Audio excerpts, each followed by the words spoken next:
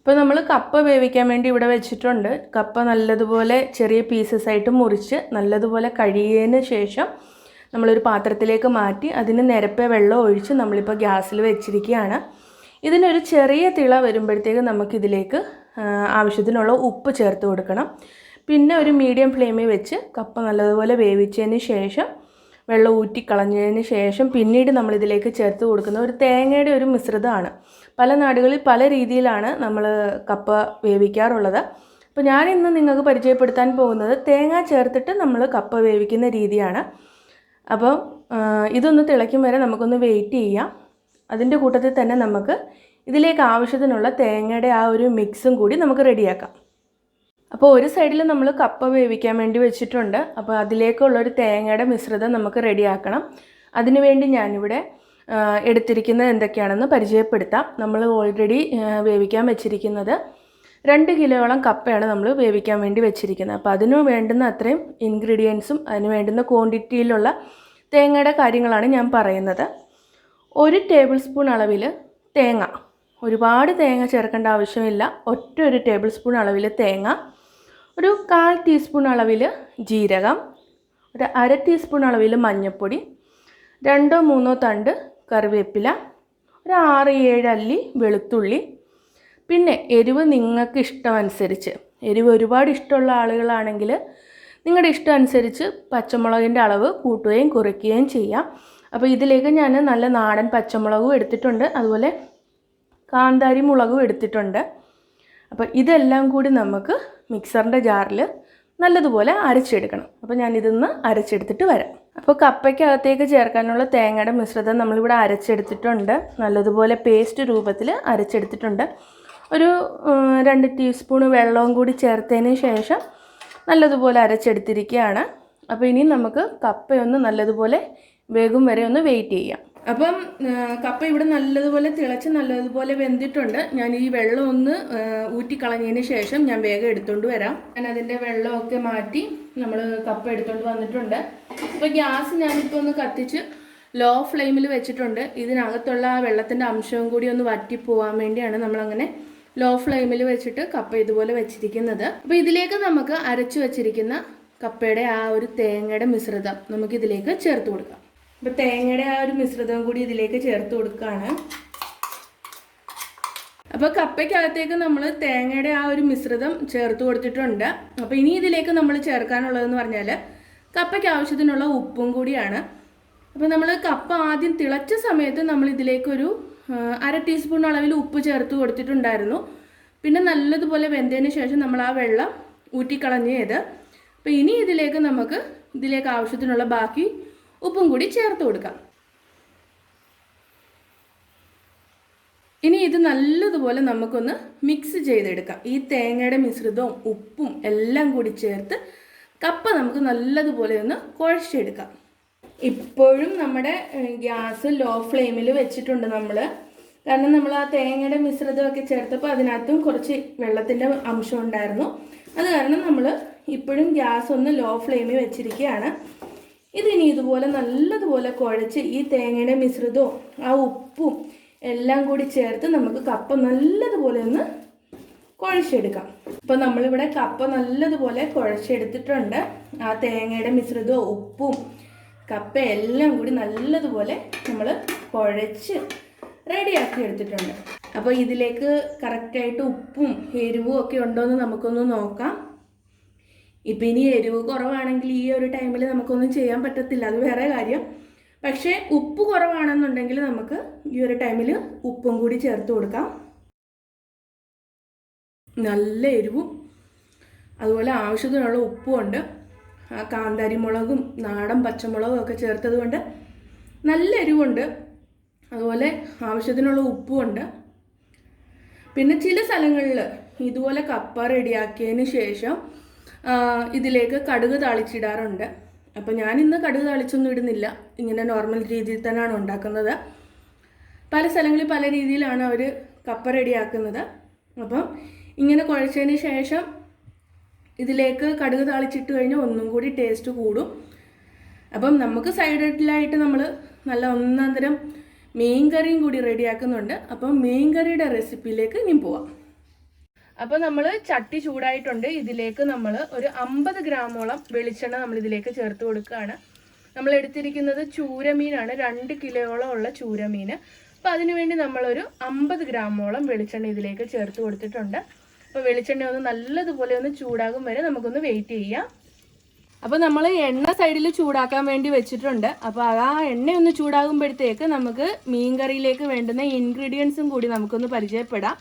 അപ്പോൾ ചെറിയ ഉള്ളി, നമ്മുടെ ചെറിയ കൊച്ചുള്ളി നമ്മൾ നൈസായിട്ട് അരിഞ്ഞതൊരു 6-7 അല്ലി ചെറിയ ഉള്ളി അരിഞ്ഞു വെച്ചിട്ടുണ്ട്. അതുപോലെ തന്നെ ഒരു 2 വലിയ കഷ്ണം ഇഞ്ചി നൈസായിട്ട് അരിഞ്ഞതുണ്ട്. അതുപോലെ തന്നെ നമ്മളൊരു 12 അല്ലിയോളം വെളുത്തുള്ളി എടുത്തിട്ട് അതും കൂടി നൈസായിട്ട് അരിഞ്ഞതുണ്ട്. പിന്നെ ഒരു 3 തണ്ട് കറിവേപ്പില. പിന്നീട് വേണ്ടുന്നത് ഇതിലേക്ക് ചേർക്കേണ്ട മസാലകളാണ്. അത് പുറകാലെ ഞാൻ നിങ്ങൾക്ക് പരിചയപ്പെടുത്തി തരാം. അതുപോലെ ചൂടായി നമ്മൾ അതിലേക്ക് ഇഞ്ചി, അതുപോലെ തന്നെ അരിഞ്ഞു വെച്ചിരുന്ന ചെറിയ ഉള്ളി, വെളുത്തുള്ളി, ഇത്രയും ഇൻഗ്രീഡിയൻസ് നമ്മൾ ആദ്യം ചേർത്ത് കൊടുക്കുകയാണ്. അപ്പോൾ ഇതൊന്ന് ലൈറ്റ് ഒരു ബ്രൗൺ നിറം ആകും വരെ നമുക്കൊന്ന് ഫ്രൈ ചെയ്തെടുക്കാം. അപ്പോൾ നമ്മൾ ഇതിലേക്ക് ചേർക്കേണ്ട മസാലകൾ നമ്മൾ എടുത്തു വെച്ചിട്ടുണ്ട്. അത് എത്രയൊക്കെ വീതം എടുക്കേണ്ടതെന്നും കൂടി പറഞ്ഞു തരാം. നമ്മളൊരു 2 കിലോ മീനാണ് എടുത്തിരിക്കുന്നത്. അപ്പോൾ അതിന് വേണ്ടുന്ന മസാലകളുടെ അളവുകളാണ് ഞാൻ പറയാൻ പോകുന്നത്.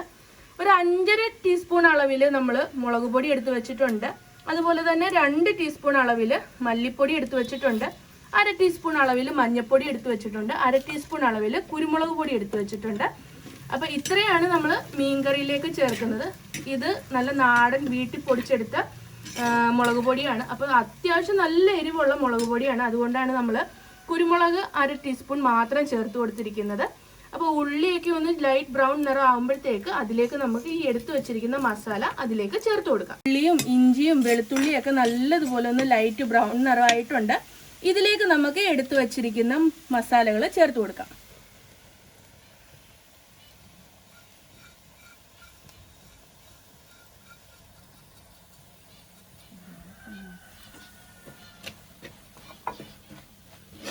അപ്പോൾ ഇതൊന്ന് നല്ലതുപോലെ അതിൻ്റെ ഒരു പച്ച മണം മാറും വരെ നമുക്കിതൊന്ന് ഫ്രൈ ചെയ്തെടുക്കാം. അപ്പോൾ നമ്മൾ ആദ്യം തന്നെ മീനുള്ള പുളി നമ്മൾ ഉപ്പും വെള്ളവും കൂടി ചേർത്ത് അതിലേക്ക് പുളി ഇട്ട് വെച്ചിട്ടുണ്ടായിരുന്നു. അപ്പം ഉപ്പും വെള്ളവും കൂടി ചേർത്തതിനകത്തോട്ട് പുളി ഇടുന്നതെന്ന് പറഞ്ഞാൽ അതിൽ നല്ലതുപോലെ പുളി നല്ലതുപോലെ ഇറങ്ങും. അപ്പം അതിനു വേണ്ടിയാണ് നമ്മളിതിലേക്ക് ആദ്യം തന്നെ ഉപ്പും വെള്ളവും കൂടി ചേർത്ത് വെച്ചിരിക്കുന്നത്. അപ്പം ഇതിലേക്ക് നമുക്ക് ആദ്യം തന്നെ റെഡിയാക്കി വെച്ചിരിക്കുന്ന ഉപ്പും പുളിയും എല്ലാം കൂടി ഇതിലേക്ക് ചേർത്ത് കൊടുക്കാം.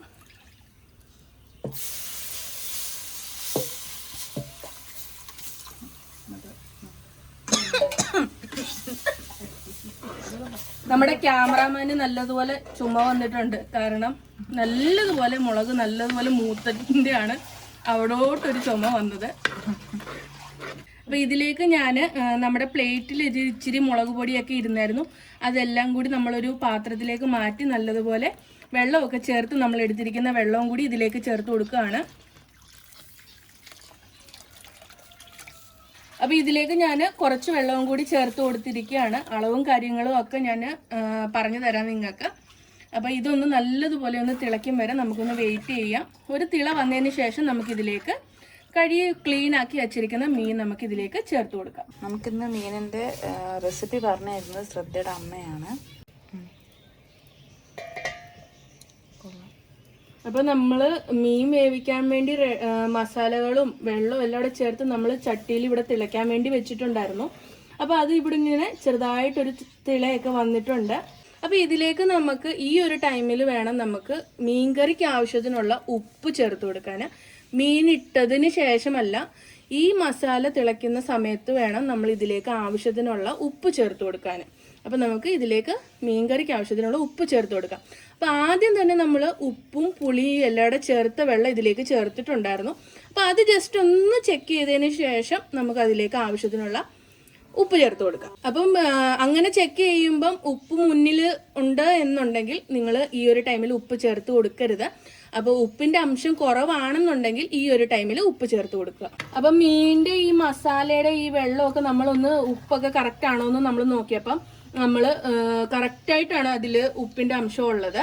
അപ്പോൾ അത് കാരണം നമ്മൾ ഇനി ഇതിലേക്ക് ഉപ്പൊന്നും ചേർത്ത് കൊടുക്കുന്നില്ല. നമ്മൾ ഓൾറെഡി എല്ലാം പുളിയും വെള്ളവും ഉപ്പും എല്ലാം ചേർത്തപ്പോൾ അതിനകത്ത് നമ്മൾ ആവശ്യത്തിന് ഉപ്പ് ചേർത്തിട്ടുണ്ടായിരുന്നു.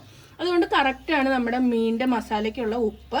അപ്പോൾ ഇനി ഇതിലേക്ക് നമുക്ക് കഴുകി റെഡിയാക്കി വെച്ചിരിക്കുന്ന മീൻ കഷ്ണങ്ങൾ ഇതിലേക്ക് ഇട്ട് കൊടുക്കാം. അപ്പോൾ നമ്മൾ കഴുകി റെഡിയാക്കി വെച്ചിരിക്കുന്ന മീൻ കഷ്ണങ്ങൾ ഇതിലേക്ക് ചേർത്ത് കൊടുക്കാം.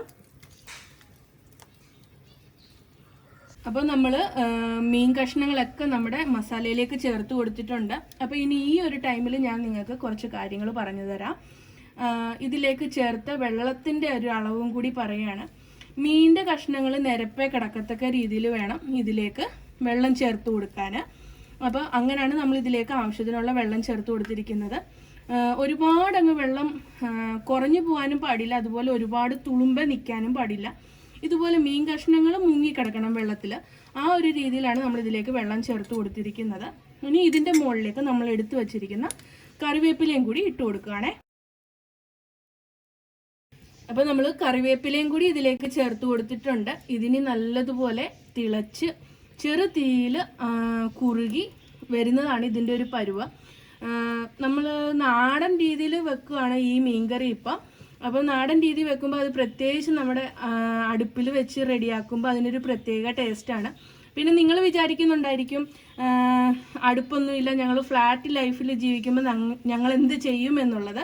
അപ്പം നിങ്ങൾക്ക് പറഞ്ഞു തരാനുള്ളൊരു കാര്യം എന്ന് പറയുന്നത്, ഇതുപോലെ മസാലകളൊക്കെ ചേർത്ത് നമ്മൾ മീൻകറി റെഡിയാക്കുമ്പോൾ നല്ലതുപോലെ മീൻ കഷ്ണങ്ങൾ ഇട്ടതിന് ശേഷം നല്ല ഒരു തിള വന്നതിന് ശേഷം അത് ലോ ഫ്ലെയിമിൽ മാറ്റി തീ കുറച്ച രീതിയിൽ വെച്ച് നമ്മൾ മീൻ കുറുക്കിയെടുക്കണം, വേവിച്ച് കുറുക്കിയെടുക്കണം. അതാണ് അതിൻ്റെ ഒരു ടേസ്റ്റ് എന്ന് പറയുന്നത്. ഹൈ ഫ്ലെയിമിൽ ഇടുമ്പോൾ മീൻ നല്ലതുപോലെ കുറുകി വരത്തില്ല, മീനിൻ്റെ ചാറൊന്നും നല്ലതുപോലെ കുറുകി വരത്തില്ല.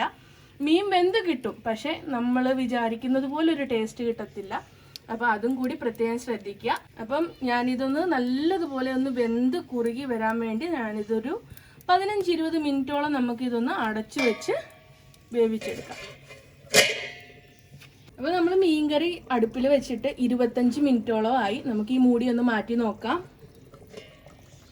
അപ്പോൾ നമ്മുടെ മീൻകറി ഇവിടെ നല്ലതുപോലെ തിളച്ച് കുറുകി വന്നിട്ടുണ്ട്. അപ്പോൾ നമ്മുടെ ഈ മീൻ കഷ്ണങ്ങളൊക്കെ ഒന്ന് വെന്തോന്ന് നമുക്കൊന്ന് നോക്കണം. അപ്പോൾ അതിന് വേണ്ടി ഞാനതൊന്ന് ചെക്ക് ചെയ്ത് നോക്കട്ടെ. അതുപോലെ ഇതുപോലുള്ള വലിയ മീനുകളൊക്കെ നമ്മൾ കുക്ക് ചെയ്യുന്ന സമയത്ത് ഒരുപാടിട്ട് ഇളക്കാൻ പാടില്ല, കാരണം മീൻ കഷ്ണങ്ങളൊക്കെ പൊടിഞ്ഞു പോകും. അത് പ്രത്യേകം ശ്രദ്ധിക്കണം. അപ്പോൾ നമുക്കിതിന് ഉപ്പും പുളിയും എരിവും ഒക്കെ ഉണ്ടോ എന്ന് നമുക്കിപ്പോൾ ഒന്ന് നോക്കാം.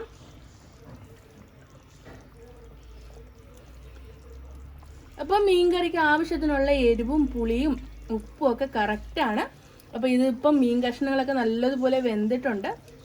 അപ്പോൾ ഇതൊന്നും നമുക്ക് അടുപ്പിൽ നിന്നൊന്ന് വാങ്ങി വെക്കാം. അപ്പോൾ നമ്മളിത് അടുപ്പിൽ നിന്ന് വാങ്ങി വെക്കുകയാണേ.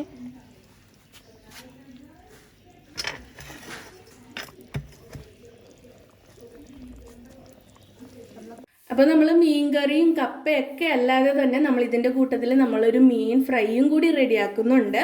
അപ്പോൾ അതിന് വേണ്ടുന്ന അരപ്പ് നമ്മൾ ഓൾറെഡി അതിനുള്ള മസാല നമ്മൾ അമ്മിയിൽ അരച്ച് റെഡിയാക്കി വെച്ചിരിക്കുകയാണ്. അപ്പോൾ ഈ ഒരു മസാലയിൽ നമ്മൾ എന്തൊക്കെയാണ് ചേർത്തിട്ടുള്ളതെന്ന് നിങ്ങൾക്ക് പറഞ്ഞു തരാം. ഒരു 4 ചെറിയ ഉള്ളി, അത് 4 ചെറിയ കഷ്ണം ചെറിയ ഉള്ളി എടുത്തിട്ടുണ്ട്.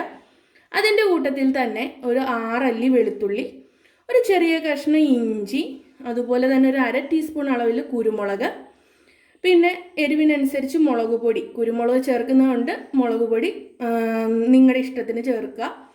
പിന്നെ അതുപോലെ മഞ്ഞൾപ്പൊടി, ഉപ്പ്, ഒരു തണ്ട് കറിവേപ്പില, ഇതെല്ലാം കൂടി നമ്മൾ അമ്മിയിൽ നല്ലതുപോലെ അരച്ചെടുത്തേക്കുന്നതാണ്. അപ്പോൾ ആ അരപ്പിലേക്ക് നമുക്ക് കഴുകി വരഞ്ഞു വെച്ചിരിക്കുന്ന മീനിൻ്റെ കഷ്ണങ്ങൾ ഇതിലേക്ക് ചേർത്ത് അത് നല്ലതുപോലെ ഒന്ന് മസാല പുരട്ടി എടുക്കാം. അപ്പോൾ എനിക്കിന്നിവിടെ കിട്ടിയിരിക്കുന്നതെന്ന് പറഞ്ഞാൽ, നിങ്ങളുടെ വീടുകളിലും നിങ്ങളുടെ നാടുകളിലൊക്കെ എന്താ പറയണമെന്ന് അറിയില്ല, ഇവിടെ പറയുന്നത് ശീലാവെന്നാണ്. ശീലാവെന്ന് പറഞ്ഞ ഒരു തരം മീനാണ് നമുക്ക് കിട്ടിയിരിക്കുന്നത്. അപ്പോൾ അതൊരു 1/2 കിലോയോളം മീനുണ്ട്. അപ്പോൾ അത് ഇതിലേക്ക് നമുക്ക് ഈ റെഡിയാക്കി വെച്ചിരിക്കുന്ന മസാല ചേർത്ത് കൊടുക്കാം. അപ്പോൾ നല്ലതുപോലെ വരഞ്ഞെടുത്തിട്ടുണ്ട്. ഇതിലേക്ക് നമുക്ക് ഈ മസാലകൾ പുരട്ടി കൊടുക്കാം. പുരട്ടിയതിന് ശേഷം ഇതൊരു 20 മിനിറ്റ് നമുക്ക് സൈഡിലേക്ക് മാറ്റി വെക്കാം. നല്ലതുപോലെ ആ മസാലയും ഉപ്പും ഒക്കെ ഈ ഒരു മീനിൽ നല്ലതുപോലെ പിടിച്ചതിന് ശേഷം നമുക്ക് നല്ല നാടൻ വെളിച്ചെണ്ണയിൽ നമുക്കിത് ഫ്രൈ ചെയ്തെടുക്കാം.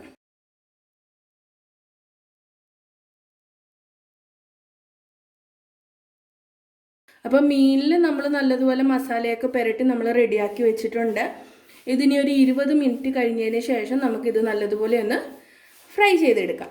അപ്പോൾ നമ്മുടെ ചീനിച്ചട്ടി ഇവിടെ നല്ലതുപോലെ ചൂടായിട്ടുണ്ട് മീൻ വറക്കാൻ വേണ്ടിയുള്ളത്. അപ്പോൾ ഇതിലേക്ക് നമുക്ക് നല്ല വെളിച്ചെണ്ണ നമുക്കിതിലേക്ക് ഒഴിച്ചു കൊടുക്കാം. അപ്പോൾ വെളിച്ചെണ്ണ ഇവിടെ നല്ലതുപോലെ ചൂടായിട്ടുണ്ട്. അപ്പോൾ ഇതിലേക്ക് നമ്മൾ മസാല പുരട്ടി വെച്ചേക്കുന്ന നമ്മുടെ മീൻ ഇതിലേക്ക് ചേർത്ത് കൊടുക്കാം. അപ്പോൾ നമ്മൾ മീൻ കഷ്ണങ്ങളൊക്കെ ഇട്ടിട്ട് മീൻ പൊരിക്കാൻ വേണ്ടി വെച്ചിട്ടുണ്ട്. അപ്പോൾ ഒരു മീഡിയം ഫ്ലെയിമിലാണ് നമ്മൾ തീ ഇട്ടിരിക്കുന്നത്. അപ്പോൾ ആ തീയിൽ നല്ലതുപോലെ മൊരിഞ്ഞ് ഒരു സൈഡ് നല്ലപോലെ മൊരിഞ്ഞ് അതൊന്ന് തണുത്തതിന് ശേഷം നമുക്ക് മറിച്ചിടാൻ പറ്റത്തുള്ളൂ. അപ്പോൾ ഇത് എളുപ്പമൊന്ന് നല്ലതുപോലെ മൊരിഞ്ഞ് കിട്ടാൻ വേണ്ടി ഞാൻ ചെറിയൊരു പാത്രം വെച്ച് ഇതൊന്ന് അടച്ച് വെക്കുവാണ്. അടച്ച് വെച്ച് ഒരു സൈഡ് മൊരിഞ്ഞ് വരും വരെ നമുക്കൊന്ന് വെയിറ്റ് ചെയ്യാം. അപ്പോൾ നമ്മളൊരു അടപ്പ് പാത്രം വെച്ചിട്ട് ഇത് അടച്ച് വെക്കുകയാണ്. ഇങ്ങനെ അടച്ച് വെക്കുന്നതിൻ്റെ കൂട്ടത്തിൽ നല്ലതുപോലെ ഉള്ളൊക്കെ വെന്തും കിട്ടും. അതുപോലെ എപ്പോഴും നമ്മൾ അടുപ്പിൽ വെച്ചിട്ട് മീൻ പൊരിക്കുകയാണെങ്കിൽ അതിനൊരു പ്രത്യേക രുചിയും നല്ലപോലെ വെന്ത് കിട്ടാനും ഒക്കെ നല്ലതാണ്. അപ്പോൾ നമ്മളിത് അടച്ച് വെച്ചിട്ടുണ്ട്. അതൊന്ന് മൊരിയും വരെ നമുക്കൊന്ന് വെയിറ്റ് ചെയ്യാം. അപ്പോൾ ചെറു തീയിലൊക്കെ വെച്ചിട്ട് നമ്മുടെ മീൻ ഇവിടെ നമ്മൾ നല്ലതുപോലെ മൊരിച്ചെടുത്തിട്ടുണ്ട്. അപ്പോൾ ഫൈനലായിട്ട് നമ്മുടെ ബാക്കി കപ്പ വേവിച്ചതും മീൻകറിയും അതുപോലെ നമ്മുടെ മീൻ പൊരിച്ചത് റെഡി ആയിട്ടുണ്ട്. അപ്പോൾ ഇതെല്ലാം നമുക്കൊരു സെർവിങ് ഡിഷിലേക്ക് മാറ്റാം.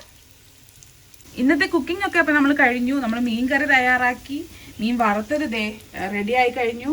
പിന്നെ നല്ല ചീനി വേവിച്ചത് വെച്ചിട്ടുണ്ട്. അപ്പോൾ ഇന്ന് ശരിക്കും നമ്മൾ മീൻ കറിയുടെ റെസിപ്പിയാണ് ചെയ്യാമെന്ന് വിചാരിച്ചത്. കാരണം ഞാൻ എല്ലാ പ്രാവശ്യവും ഇവിടെ വരുമ്പം ശ്രദ്ധയുടെ അമ്മ നല്ല സൂപ്പറായിട്ട് മീൻ കറി വെച്ച് തരും. ഞാനൊരു ഭയങ്കര ഫാനാണ് ഈ മീൻ കറിക്ക് കേട്ടോ. അപ്പം ആ റെസിപ്പി നിങ്ങൾക്കും കൂടി പറഞ്ഞു തരാമെന്ന് കരുതിയിട്ടാണ് ഇന്നത്തെ വീഡിയോ ചെയ്തത്. ശ്രദ്ധയുടെ അമ്മ പറഞ്ഞു തന്ന രീതിയിൽ തന്നെയാണ് നമ്മൾ മീൻ കറി വെച്ചിട്ടുള്ളത്. നല്ല അടിപൊളി മീൻ കറിയാണ്. നിങ്ങൾക്ക് തീർച്ചയായിട്ടും ഇത് ഇഷ്ടപ്പെടും. അപ്പോൾ മീൻ കറി തയ്യാറാക്കിയപ്പോൾ അതിൻ്റെ കൂട്ടത്തിൽ കുറച്ച് കപ്പയാവട്ടെ, എന്നാൽ പിന്നെ മീനും കൂടി വറുത്തേക്കാമെന്ന് എഴുതി എല്ലാം കൂടി ചേർത്തിട്ടൊരു വലിയ വീഡിയോ ആണ് ഇന്നത്തേത്.